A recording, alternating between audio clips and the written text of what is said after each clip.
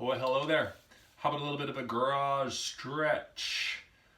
This one I call Happy Hips. In fact, there's a lot of Happy Hips series out there. So I'm just sitting back, arms behind me, feet up about hip width apart, and I'm just going from side to side. Okay, no big deal. I'm keeping my bum on the ground, so my knees aren't really going to travel that far. So I just want to do this, it's called Windmill, side to side a couple times. I'm going to start to lift my bum up and allow my knees to get all the way down there. I want you to think about what that feels like. I can actually feel like I go a little further this way than I do this way. Although I can lift my bum and get my knees down, I just notice it feels a little different back there. It's a little side to side. The next swing you can do actually is go for no hands. We'll just change this up a little bit. Yeah, I noticed that. I'm a little more restricted going in that direction. Okay, a little side to side. Then I'll go for one hand back. Go all the way over. And I get a nice stretch through my chest when I'm going the opposite way of my arm. Side to side. And then I'll switch hands. Oh yeah, that feels nice. Side to side. And then I'll get into a little more of a classic move. I'm going to go into something called 90-90.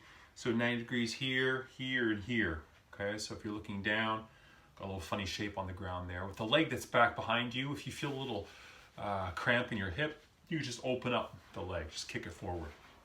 So from here, I've got my knee out in front of me. Both hands are going to go on either side of the knee. I'm going to inhale up, tall spine. I'm going to send my chest with an exhale. Down there, feels good. Exhale down. Let's go for one more. Inhale, long, tall spine. Exhale, chest down. Now I've got my hands as targets. I can exhale in a circular fashion from hand to hand. I like threes.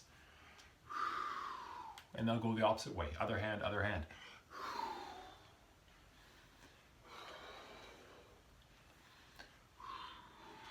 Oh yeah, that feels good. It's sort of like a modified pigeon for you guys that have done yoga before. Next thing, I'm going to drop down onto that elbow. I've got my arm up. I'm going to inhale that arm up. I'm going to exhale that arm right over my bicep to my ear, and then exhale, rotate. Take my chest down and look behind. Again, I'll go straight up with the arm. Exhale over. And all the way down. Now we'll go for one more. Exhale over, rotate. Stretching is awesome. You just don't want to push yourself past where you are sort of comfortable in terms of your range. And you really must do it with your breath, okay? So definitely want to exhale under the exertion or as you're pushing yourself into that stretch. I'm just going to go to 90-90 on the other side. I'm going to set up my hands, tall and tall spine. With an inhale, exhale your chest down.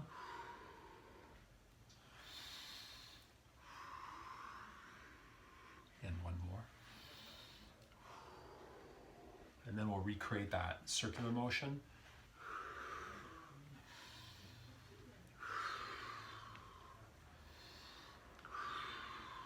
And the other way.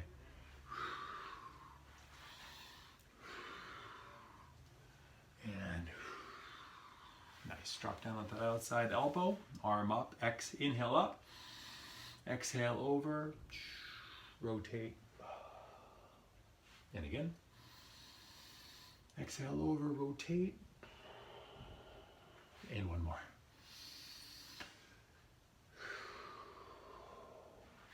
Yeah. All right.